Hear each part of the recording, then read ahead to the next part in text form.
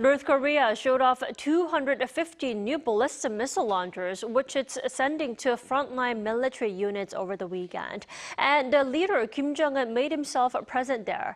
What is the showcase all about? Let's turn to Professor Park Won-gon this morning. Great to have you back, Professor Park. Great to have me here. Isn't the North having a difficult time after the monsoon rain that reportedly left huge damage and casualties? Why the ceremony now? Well, I think there are a couple of reasons, and you just mentioned that North Korea has suffered by this huge flood. So public sentiment, definitely Kim Jong-un needed to bring in more support for his people because of these difficulties. The typical way that the North Korea gaining support from their public is showing the Kim Jong-un's kind of a military achievement. And it is well-known fact that North Korea, of course, other socialist country, they emphasize so-called siege mentality. They've been seized by their enemies. In this case, North Korea always proclaimed that they've been seized by South Korea, United States, and Japan.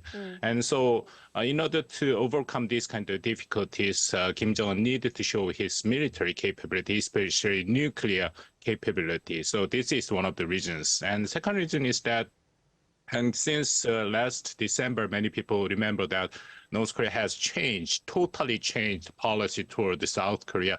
They quote South Korea's #1 enemy. And since then, Kim Jong-un has prepared all the war plan against South Korea. Especially last April, Kim Jong-un himself showed that so-called, they do have some kind of warning system. They called it 화산 경보.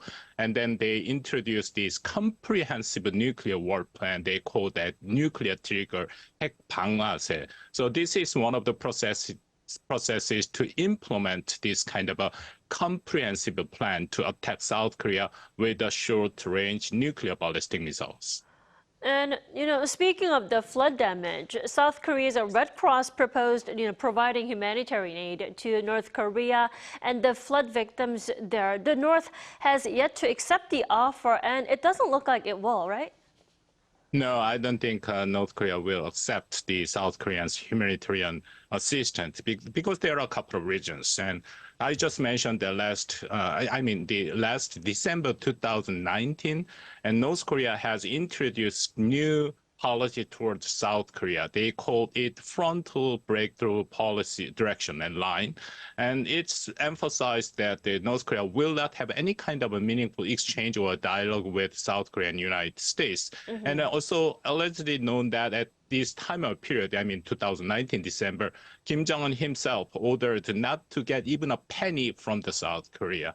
And I just mentioned the last December, North Korea changed its policy towards South Korea, and they consider South Korea's #1 enemy, so there is no chance to get any kind of help. And finally, all the recovery process, we are seeing that Kim Jong-un is totally and solely control all the process. And it is showing that Kim Jong-un's dedication is North Korea's news media, and his car, Kim Jong-un's car, was almost swept away by the flood, and he took a small boat without wearing a life jacket, and even he held the emergency political bureau meeting at that spot. So Kim Jong-un is also even did not receive any Russia's help. So overall, Kim Jong-un totally wanted to take a responsibility and to have dedication for their own people. He want to show that to their people.